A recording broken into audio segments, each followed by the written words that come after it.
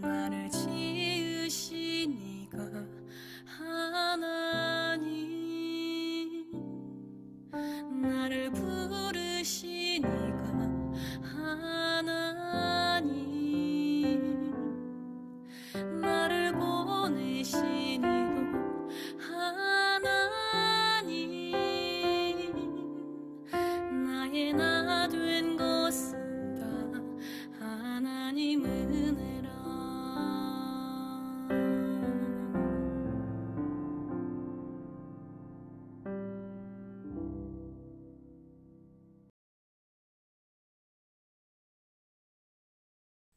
안녕하세요. 12월 둘째 주일 예배를 우리가 하나님께 드립니다.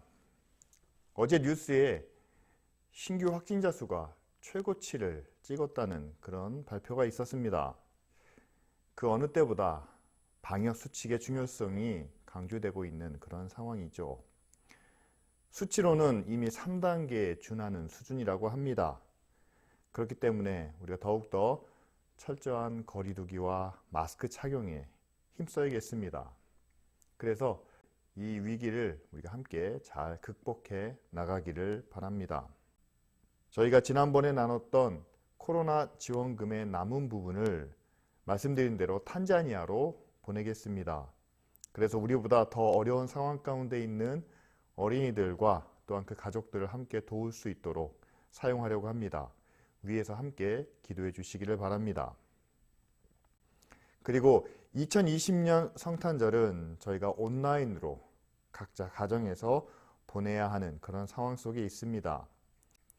교회로 함께 모이지 못하는 가운데 우리가 성탄의 기쁨을 함께 나누기 위해서 교회가 성도들에게 각 가정에 줄 수 있는 값진 선물은 없을까, 그렇게 생각하며 또 고민하고 있습니다.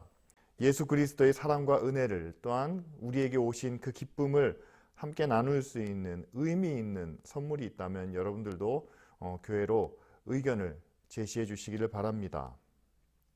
뿐만 아니라 교회가 주변 이웃과 사회에 전할 수 있는 그런 사랑과 나눔을 또한 계획하고 있습니다.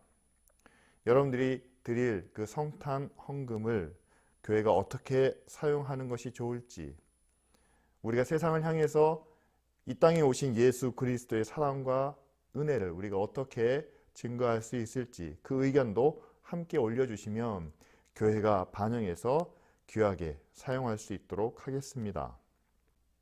그리고 마지막으로 함께 모이지 못하고 얼굴을 보지는 못하지만 사랑하는 성도들의 가정을 위해서 함께 기도해 주시고, 특별히 치료 중에 계신 이미숙 집사님과 또한 많은 지체들을 위해서 함께 기도해 주시기를 바랍니다. 그럼 우리 다 같이 함께 공동 기도문으로 하나님께 기도 드리시겠습니다. 생명의 근원이신 아버지 하나님, 코로나의 위험에서 우리를 지키시고 주님 앞에 갈급한 마음으로 살게 하시니 감사합니다. 날마다 약속하신 영생을 바라며 굳은 믿음과 착한 행실로 하나님을 증거하는 삶을 살게 하소서. 교회가 세상에 거룩하고 의로운 빛이 되길 바랍니다. 마지막 날에 받을 큰 영광과 기쁨을 바라보며 우리가 먼저 겸손한 마음으로 사랑하며 섬기게 하소서. 진리의 말씀이 우리 마음의 거울이 되게 하시고 성령의 인도하심이 우리 앞길의 등불이 되게 하소서. 우리는 약하나 강하고 뛰어나신 하나님을 의지합니다. 어떤 고난과 시련에도 담대하게 하소서. 예수님의 이름으로 기도합니다. 아멘. 오늘 아침에 우리가 함께 나눌 말씀은 고린도 후서 4장 5절부터 18절까지 말씀입니다. 제가 읽어드리겠습니다. 우리는 우리를 전파하는 것이 아니라 오직 그리스도 예수의 주 되신 것과 또 예수를 위하여 우리가 너희의 종된 것을 전파함이라. 어두운 데에 빛이 비치라 말씀하셨던 그 하나님께서 예수 그리스도의 얼굴에 있는 하나님의 영광을 아는 빛을 우리 마음에 비추셨느니라. 우리가 이 보배를 질그릇에 가졌으니 이는 심히 큰 능력은 하나님께 있고 우리에게 있지 아니함을 알게 하려 함이라. 우리가 사방으로 우겨쌈을 당하여도 쌓이지 아니하며 답답한 일을 당하여도 낙심하지 아니하며 박해를 받아도 버림바 되지 아니하며 거꾸로 뜨림을 당하여도 망하지 아니하고 우리가 항상 예수의 죽음을 몸에 짊어짐은 예수의 생명이 또한 우리 몸에 나타나게 하려 함이라. 우리 살아있는 자가 항상 예수를 위하여 죽음에 넘겨짐은 예수의 생명이 또한 우리 죽을 육체에 나타내게 하려 함이라. 그런즉 사망은 우리 안에서 역사하고 생명은 너희 안에서 역사하느니라. 기록된 바 내가 믿었으므로 말하였다 한 것 같이 우리가 같은 믿음의 마음을 가졌으니 우리도 믿었으므로 또한 말하노라. 주 예수를 다시 살리시니가 예수와 함께 우리도 다시 살리사 너희와 함께 그 앞에 서게 하실 줄을 아노라. 이는 모든 것이 너희를 위함이니 많은 사람의 감사로 말미암아 은혜가 더하여 넘쳐서 하나님께 영광을 돌리게 하려 함이라. 그러므로 우리가 낙심하지 아니하노니 우리의 겉사람은 낡아지나 우리의 속사람은 날로 새로워지도다.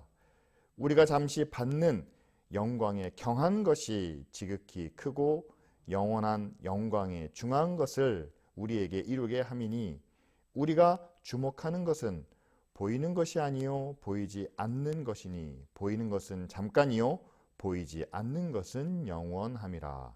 아멘. 바울은 앞서 고린도후서 3장에서 자신이 전하는 구원을 명백하게 밝혔습니다. 단순히 율법의 행위로 얻는 것이 아니라 성령의 법을 따라 마음으로 순종하여 얻는 새 언약의 구원을 말했죠. 율법의 권세는 시내산에서 모세의 얼굴이 잠시 빛나는 것처럼 곧 사라질 것입니다. 하지만 예수 그리스도께서 주신 새 언약은 그것보다 더 크고 영원한 영광을 약속해 주신다는 사실입니다. 하지만 당시에는 바울 외에도 많은 설교자와 순회 전도자들이 있었습니다. 한 교회에서 여러 설교자가 사역하기도 합니다. 그러면 서로 경쟁이 돼서 자신의 존재감이나 자신만의 특별한 복음을 전하기 위해서 일부를 과장하거나 정확하지도 않는 내용을 사실처럼 비약해서 말하기도 했겠죠. 결과적으로 하나님의 복음이 혼잡하게 되고 많은 교인들이 잘못된 믿음을 갖게 되는, 결과적으로 진리를 가리는 그런 모습을 초래했겠죠. 그래서 다시 한번 바울은 교회를 향해서 자신의 복음을 정확하게 말해줄 필요가 있었습니다. 그래서 5절 말씀에 무엇보다 우리는 자신을 전파하지 않는다. 사람이나 사람의 말을 전하지 않는다고 분명히 이야기합니다. 오직 예수님이 우리의 주인이 되시고 우리는 예수를 위해서 교회의 종일 뿐이다 라며 자신을 감추죠. 하나님이 세상의 주인이신데 우리는 그 하나님을 섬기는 종이고 또한 교회를 위해서 사용되는 도구일 뿐이다. 사실 이런 고백은 쉽지 않습니다. 왜냐하면 누가 스스로 종이 될 사람이 있겠습니까? 여러분, 목사가 교회의 종이라면 교회는 세상의 종이 될 수밖에 없습니다. 그리고 우리는 우리가 살고 있는, 우리가 속해 있는 가정의 종이 되고 또한 직장의 종이 되어야 한다는 사실이죠. 그런데 아무도 그것을 인정하고 싶지 않습니다. 그럼에도 바울은 나는 예수 그리스도의 종일 뿐만 아니라 교회의 성도들의 종이다 라고 말한 이유는 바로 예수 그리스도의 얼굴에 있는 하나님의 영광을 아는 빛을 통해서 그 빛을 우리 마음에 비추심으로 그것이 가능했다라고 설명합니다. 그럼 예수님의 얼굴에는 과연 무엇이 있었길래, 그리고 하나님의 영광을 아는 빛이 과연 무엇이길래 이와 같은 고백을 할 수 있었을까라는 질문을 갖게 됩니다. 바울은 이에 대해서 7절 말씀에 보배와 질그릇에 대한 비유로 설명하고 있습니다. 큰 능력은 하나님께 있고 그것은 우리의 것이 아니다 라고 말하죠. 바로 예수님의 얼굴에는, 그리고 그분의 말씀과 삶 속에서는 바로 이 진리가 잘 나타나고 있었습니다. 사람의 몸, 육체에는 하나님이 주신 보배, 하나님을 닮은 영혼, 특별히 우리를 구원해 주신 그 영혼과 새로운 생명이 담겨져 있습니다. 우리의 육체는 그것을 담고 있는 질그릇이다 라고 말하죠. 그리고 우리에게 그 영혼을 주신, 또한 생명을 주신 능력은 하나님의 것이지 우리의 것이 아니다 라고 말합니다. 예수님은 바로 이와 같은 하나님의 능력을 아셨기 때문에 무엇보다 그 전능하신 하나님을 전적으로 의지하며 신뢰하는 그 믿음을 갖고 계셨습니다. 뿐만 아니라 제자들에게 말씀하신 대로 나는 나 보내신 이의 뜻을 행하고 또한 아버지가 주신 대로 말한다 라고 고백하신 것처럼 말과 행동에 있어서도 그 하나님께 완전한 순종을 보여주셨죠.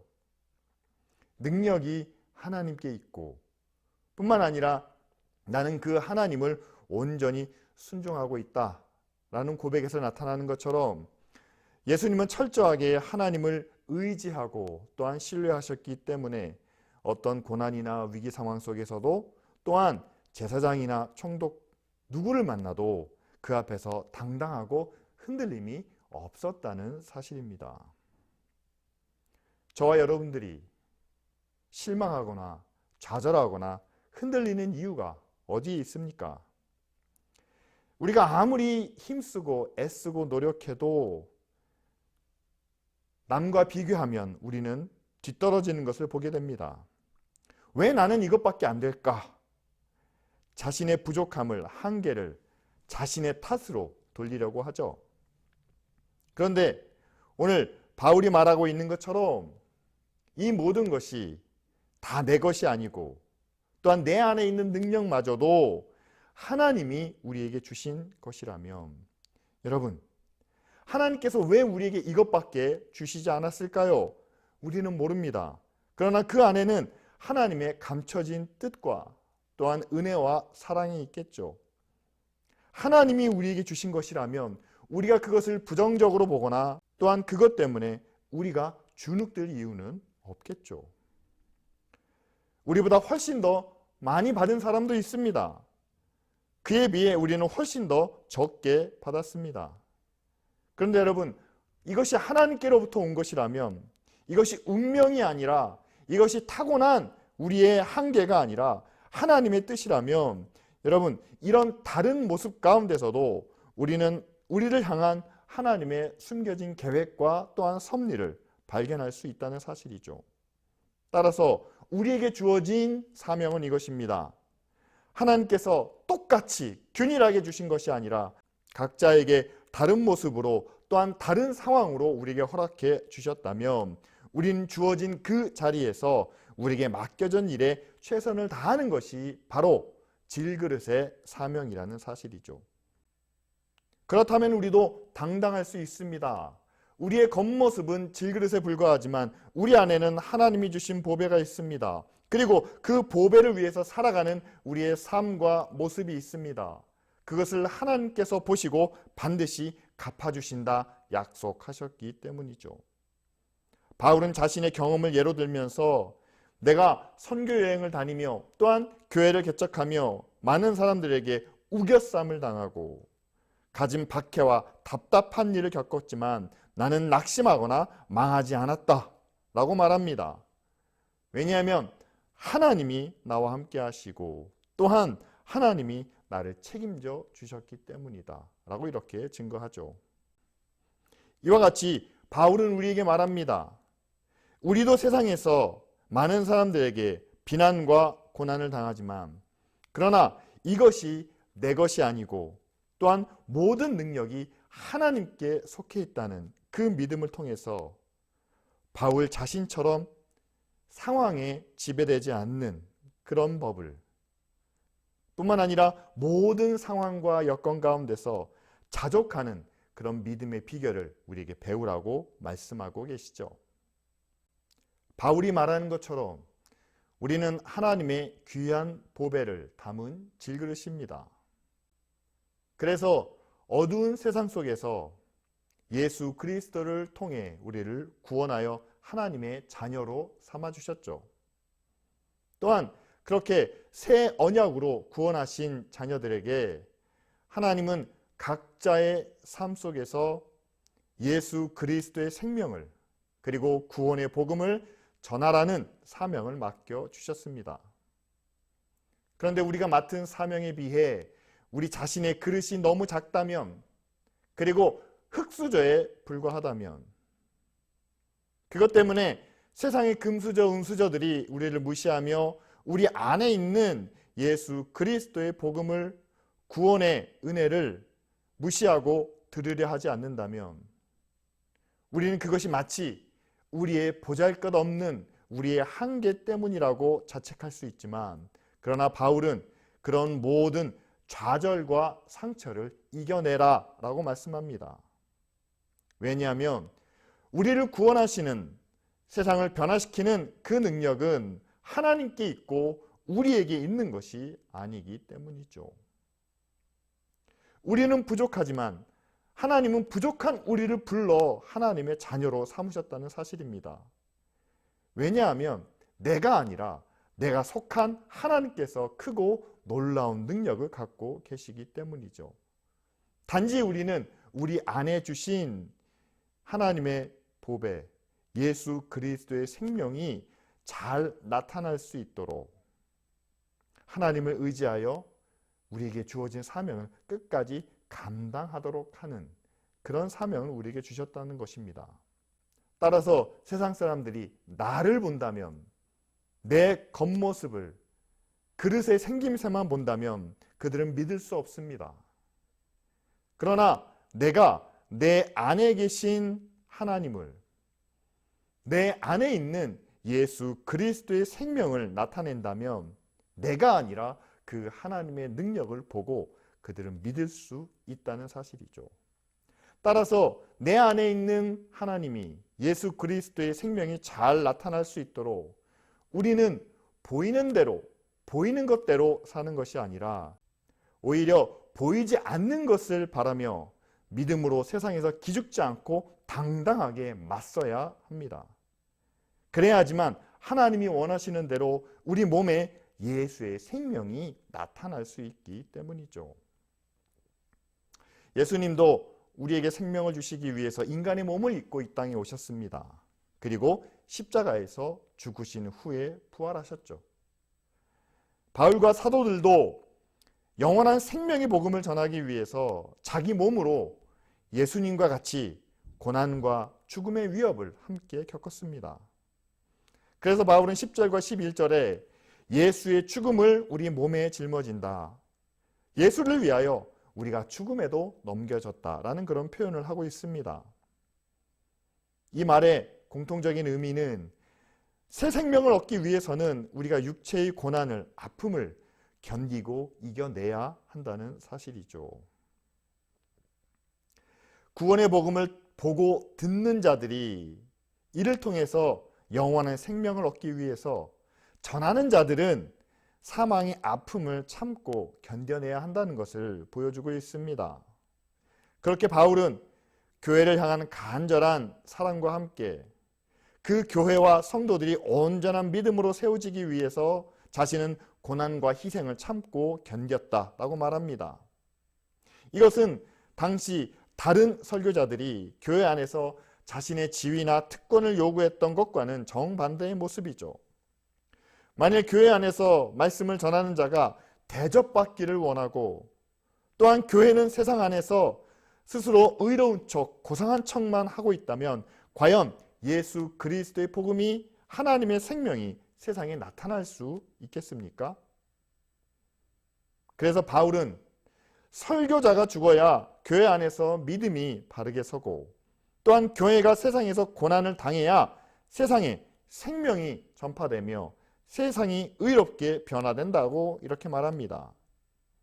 바울의 관점은 세상과는 정반대로 예수 그리스도의 생명은 고난과 죽음을 통해서 이루어진다는 사실을 바르게 보고 있었습니다. 예수님은 십자가에서뿐만 아니라 살아서 보여주신 사랑과 희생을 통해 자신의 생명을 또한 나타내셨습니다. 죄인들에게 먼저 다가가 친구가 되어주시고 병든 자들에게는 손을 내밀어 치료해 주시며 가난한 자들과 함께 먹고 마시며 기쁨을 나누셨죠. 이 때문에 예수님은 죄인들의 친구고 먹기를 탐하는 그런 세속적인 사람이다 라는 비난까지 당하셨습니다. 그러나 예수님이 이와 같은 사역을 통해 만나는 이들마다 세상에서 받지 못하는 그런 놀라운 사랑과 기쁨을 그들에게 나누셨고, 그로 인해서 그들에게 새로운 삶과 생명을 이어갈 수 있는 그런 힘과 능력을 베풀어 주셨죠.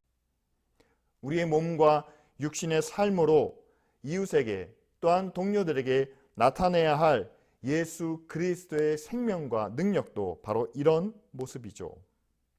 주님이 베푸셨던 사랑과 은혜, 세상이 줄 수 없는, 그리고 세상에서 기대할 수 없는 그런 희생과 헌신을 통해, 그것이 우리가 가진 사람의 힘과 능력이 아니라 우리 안에 계신 하나님이 주신 힘과 능력으로 우리가 살아갈 때, 처음에는 우리의 겉모습을 보고 흙수저라 외면했던 이들도 이제는 우리의 겉모습이 아닌 내면의 모습을 보고 놀라며 하나님을 향한 마음과 관심을 열게 되지 않겠습니까? 이처럼 우리 안에 있는 예수 그리스도의 복음은 우리의 것이 아닌 하나님의 능력으로, 우리의 겉모습이 아닌 우리 안에 계신 예수 그리스도의 모습으로 증거된다는 사실입니다.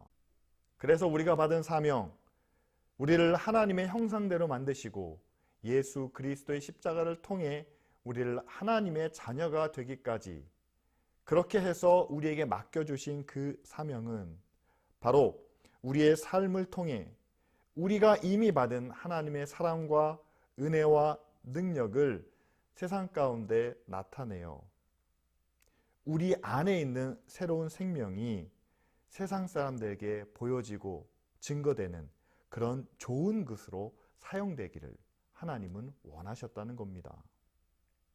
그런데 우리 안에 있는 새로운 생명이 많은 사람들에게 나타내기 위해서는 예수님이 경험하신 것처럼, 그리고 바울이 고백하고 있는 것처럼 받는 사람에게는 기쁨의 생명이지만 전하는 사람에게는 고난이고 아픔이고 또한 죽음의 위협이라는 사실이죠. 따라서 우리도 좋은 질그릇이 되기 위해서 예수님과 바울이 경험했던 것과 같은 그런 고난의 과정을 함께 참고 이겨내야 한다는 사실입니다. 그래서 바울은 마지막 부분에 하나님께서 우리에게 잠시 받는 경한 환난, 가벼운 환난을 통해서 우리에게 크고 놀라운 중한 영광을 이루게 하신다라는 약속을 말합니다. 예수님도 십자가의 죽음을 통해서 모든 인류의 죄를 용서하시고 구원해 주셨습니다.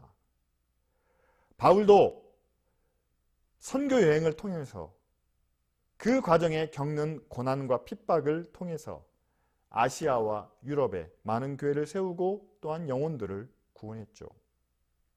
그렇다면 우리도 우리의 삶을 통해 생명을 나타내기 위해 겪어야 하는 고난과 희생, 또한 이 험난한 세상에서 믿음을 지키는 그런 어려움을 통해서 하나님은 하나님의 영원한 영광을 이루기 원하시고, 또한 우리의 생명을 통해서 또한 구원받는 영혼들을 통해 하나님은 영광받기를 원하십니다. 그렇다면 여러분, 우리가 당하는 고난, 우리가 겪는 아픔보다 하나님이 받으시는 영광이 훨씬 더 크고 영원하며, 또한 하나님이 영광 받으실 때 우리도 함께 누리는 그 영광은 우리가 당하는 고난과는 절대 비교할 수 없다는 사실을 우리에게 말씀하고 계시죠. 따라서 여러분, 우리를 통해서 예수 그리스도의 생명이 세상 가운데 보여지기 위해 우리는 끊임없이 어떤 상황, 어떤 고난 앞에서도 하나님의 사랑을, 하나님의 의를 실천해야만 한다는 겁니다. 그런데 그 의의 실천에 있어 또 하나의 걸림돌이 있습니다. 뭐냐면 하나님이 약속하신 그 영광 또한 그 영원한 생명이 지금 보이거나 또한 지금 확실히 우리 눈앞에 나타나지 않는다는 사실이죠. 그것은 마지막 때가 이르러야 우리가 볼 수 있고 확인할 수 있는. 그래서 많은 사람들이 하나님의 영광 그리고 영원한 생명을 위해서 믿음의 길을 출발하지만 그러나 곧 실망하거나 돌아서는 이들도 있게 되는 것을 봅니다. 우리가 얼마나 보이는 것에 또한 확인할 수 있는 것에 길들여 있는지를 알 수 있죠. 하지만 여러분, 예수 그리스도의 십자가도 또한 교회가 걸어왔던 고난의 역사도 그분들이 의를 위해서 핍박을 당하고 고난의 길을 걸었지만 그러나 그들이 모두 세상 속에서 살아있을 때 하나님의 영광과 또한 생명을 경험한 것은 아니었다는 거죠. 비록 세상에서는 어두웠지만 세상에서는 힘들었지만 그러나 마지막 영광만을 바라보며 꿋꿋이 그 길을 포기하지 않았다는 것을 우리는 보게 됩니다. 하나님의 나라와 의를 구하는 것이 고난의 길인 것은 분명합니다. 그리고 그 결과가 그 열매가 당장 이루어지지 않을 수도 있습니다. 그러나 우리에게는 확실한 하나님의 약속이 있습니다. 오늘 말씀 가운데 나타난 대로 마지막 날에는 우리가 겪은 경한 고난과 비교할 수 없는 하나님의 값지고 또한 중한 영광을 우리에게 분명히 약속해 주고 계신다는 사실이죠. 땀 흘리는 수고와 인내의 시간이 없이 세상의 열매도 거둘 수 없다면 여러분, 이 땅에서 우리가 고난 없는 영광 또한 고난 없는 생명은 기대할 수 없습니다. 이렇게 영원한 영광을 위해서 우리가 고난의 길을 선택했다면 비록 사람들로부터 외면을 당하고 또한 그들로부터 우리가 모욕을 당하거나 또한 이용당하는 일이 생길지라도 하나님의 사랑을 가지고 의와 선을 끊임없이 행하며 이 땅에도 하나님의 뜻이 이루어지도록 그리고 하나님의 나라가 세워지도록 우리는 항상 나보다 남을 낫게 여기며 가난하고 약한 이웃들을 위해서 우리의 섬김과 우리의 나눔을 그치지 않아야 할 줄 믿습니다. 이런 모습을 사람들은, 세상은 인정하지 않을 수 있습니다. 그들은 오히려 우리를 무시할 수도 있습니다. 하지만 하나님은 우리의 그 모든 순간들을 기억하시고 우리가 행하는 모습뿐만 아니라 우리가 그 일을 행하기 위해서 우리의 마음으로 우리의 생각으로 얼마나 고민하며 갈등을 겪었는지 사람이 볼 수 없는 우리의 마음과 영혼까지도 아시는 하나님께서 이 어두운 세상에서 우리가 어떤 고난과 시련을 견디며 살았는지 핍박을 당할 때는 우리가 무슨 마음으로 견뎠고 또한 우리가 사랑을 나누기 위해서는 우리 안에 의심과 갈등이 있을 때는 어떻게 하나님을 향한 믿음을 붙잡았는지 하나님은 그 모든 것을 다 기억하시고 예수 그리스도의 생명을 세상 가운데 있는 그대로 나타나기 위해 수고한 우리 질그릇의 삶을 바라보시며 하나님은 영광을 받으시고 또한 그 영원한 영광을 우리가 겪은 고난에 비할 수 없도록 우리에게 갚아 주시리라 믿습니다. 하나님은 우리를 값진 보화 예수 그리스도의 생명을 담는 질그릇으로 만드셨습니다. 따라서 우리의 가치는 우리의 육신 겉모습에 있지 않고 바로 우리 안에 있는 영원한 생명에 있죠. 따라서 우리 안에 있는 예수 그리스도의 생명이 우리를 통해서 잘 나타나고 또한 잘 증거되는 것이 바로 우리를 만드시고 또한 구원하신 목적입니다.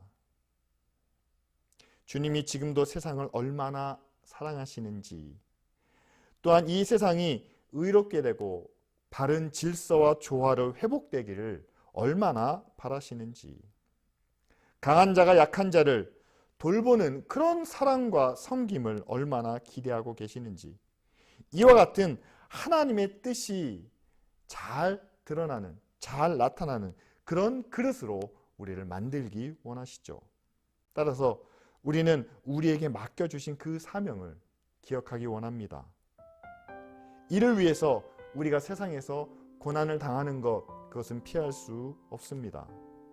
하지만 그 고난보다 더 크고 놀라운 영광이 우리 앞에 약속되어 있다는 것을 꼭 기억하고, 우리 질그릇의 삶을 통해 값진 예수 그리스도의 생명이, 하나님의 은혜와 사랑이 잘 드러나는 저와 여러분들이 될 수 있도록 이 시간 다 같이 함께 통성으로 기도하시겠습니다.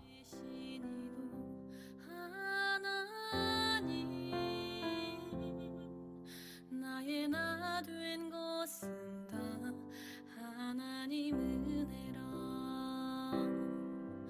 나의 달려갈 길 다가도록 하나님 감사합니다.